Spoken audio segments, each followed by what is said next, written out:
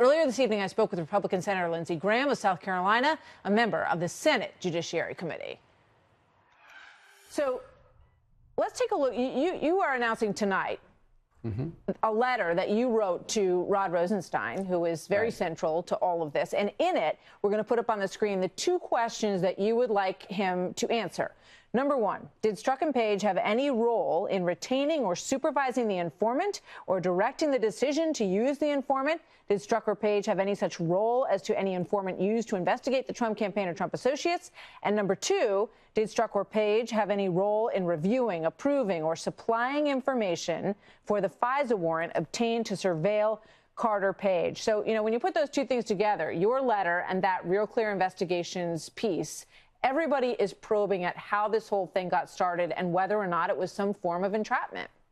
Well, what we know now is that the person in charge of the Clinton email investigation, Mr. Strzok and Ms. Page, were in the tank for Clinton and hated Trump. Now, did those two people start an investigation against the Trump campaign because they had a political bias, or was it based on legitimate evidence? How would you like this guy supervising a confidential informant against the Trump campaign, given his bias and given his dislike for President Trump? He should be the last guy to go to court to get a warrant on anybody associated with the Trump campaign. My question is, what role did they play in the Russian investigation? You know, and it follows up on their text messages, which, you know, I would imagine he's going to say, look, those are just, you know, I was being funny. I was just kidding around. No, I didn't like the president, but it had no bearing whatsoever on my actions. But they, you know, talk about the insurance policy and they talk about stopping him.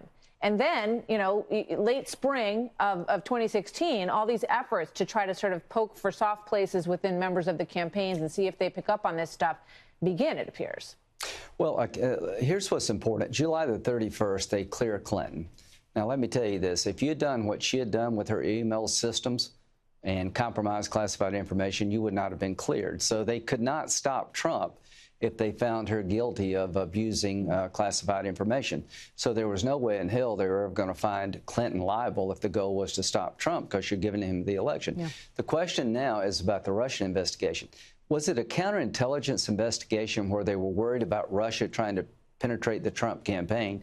If that's the reason they investigated the Trump campaign, they should have told the Trump campaign, hey, there's some people associated with Russia that you need to be aware of. The fact that they never told the Trump campaign about the investigation is very curious to me. I agree. That would be a defensive briefing, and there's a very clear mention of the decision not to do a defensive briefing. And, you know, hopefully we're going to get to some of the bottom of some of these questions.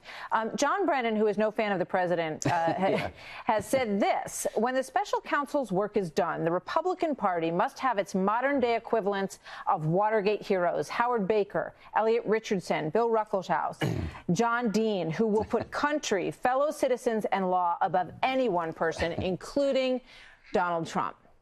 Your thoughts? That the last person I'd received counseling advice from about anything related to Trump would be Brennan. I think Brennan has shown a dislike for the president that questions whether or not he actually was fair as the CIA director. You got to remember that the people that we're looking at here hated Trump, and I think they were all in the tank for Clinton. And we'll see what Mr. Mueller says. But I do know this: the primary investigator when it comes to the Russian Trump connection early on was Mr. Strzok, who was clearly in the tank for Clinton and hated Trump. I understand why Mueller fired him. I understand why he would fire other people, given their behavior regarding the Trump campaign. So we'll see what Mr. Mueller does, but I'm shocked that nobody in your business, really outside of Fox News, seems to give a damn that the head investigator for the FBI wanted to stop Trump and basically bastardized an investigation of Clinton, had a bias that was beyond belief. Well, I mean, if there was any attempt to influence the presidential campaign on the part of these individuals, every American should be very, very concerned about that possibility. And if that's not what happened, we should know that, too. Senator Lindsey Graham, always good to see you, sir. Thank you very much. Thank you.